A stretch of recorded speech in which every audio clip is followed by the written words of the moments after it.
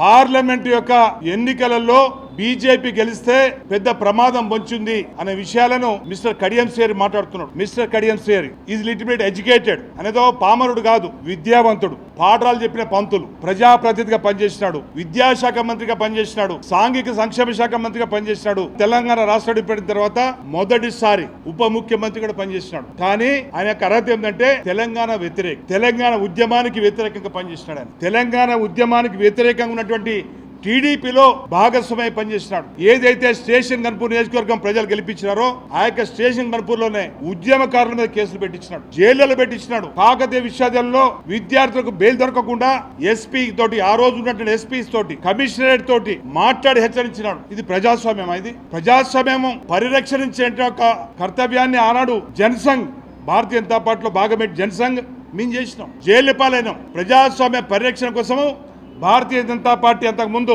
జనసంఘ్ తీవ్ర స్థాయిలో పోరాటం చేసి దేశవ్యాప్తంగా దాదాపు 1,00,000 మంది కార్యకర్తలు, నాయకులు జైలు పాలైనారు. 18 మాసాల పాటు జైల్లో ఉన్నారు. ఈయన ప్రజాస్వామ్యం గురించి మాట్లాడుతున్నాడు. నెంబర్ 2 మిస్టర్ కడియం శ్రేరి బీజేపీ దళిత వ్యతిరేక పార్టీ అంటాడు.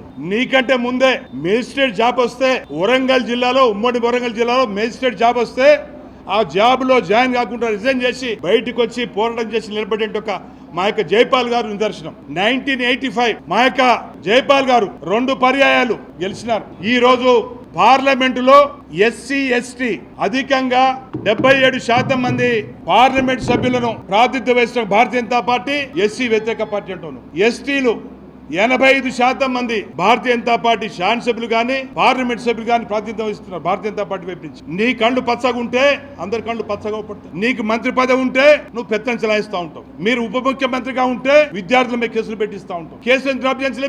మీరు ఉప ముఖ్యమంత్రి అయినరు, ఉద్యమకారుల మీద కేసు పెట్టి పంపించారు. తెలంగాణ కండ కప్పుకొని వచ్చిన మీరు టీఆర్ఎస్ లో జరపడ్డారు, కాళ్ళు పట్టుకొని జరపడ్డారు. ఎవరైతే దొర పేరుతోటి ప్రభుత్వం నడిపేట కేసీఆర్ కాళ్ళు పట్టుకొని నువ్వు కదా టీఆర్ఎస్ లో జాయిన్ అయింది. నువ్వు బీజేపీని ఎస్సీ వ్యతిరేక పార్టీ, మతంతో పార్టీ, దేశ వ్యతిరేక పార్టీ. నీకు దేశం గురించి తెలుసా? రాజ్యాంగం గురించి తెలుసా? నేను కూడా చదువుకున్నా. I'm educated. I know what is Article 356. I know Article 354.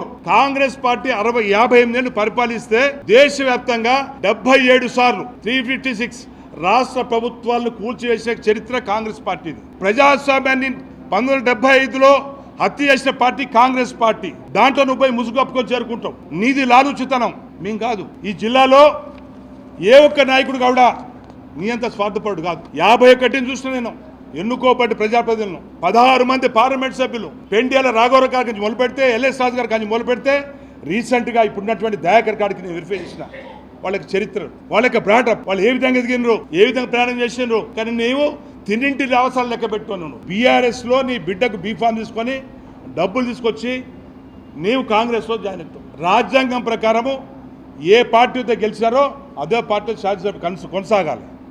లేదు నువ్వు రాజీనామా చేసి ఇంకో పార్టీ పోవాలి. శాసనసభ్యుడిగా, పార్టీ కార్యకర్తగా, మాజీ శాసనసభ్యుడిగా, మాజీ పార్లమెంట్ సభ్యుడిగా నీ ఇష్టం, స్వేచ్ఛ. కానీ రాజ్యాంగం ఒకటి ఉన్నది, చట్టం ఒకటి ఉంది. చట్టానికి భిన్నంగా నువ్వు వివరించినావు. నువ్వు కాంగ్రెస్ పార్టీ కండో కప్పుకున్నావు. ఇంతకంటే దుర్మార్గం ఇంకోటి లేదు. కాబట్టి వీటి మూడింటిని కూడా ఉల్లంఘించినావు. నువ్వు రాజ్యాంగాన్ని ఉల్లంఘించింది మొత్తం నువ్వు.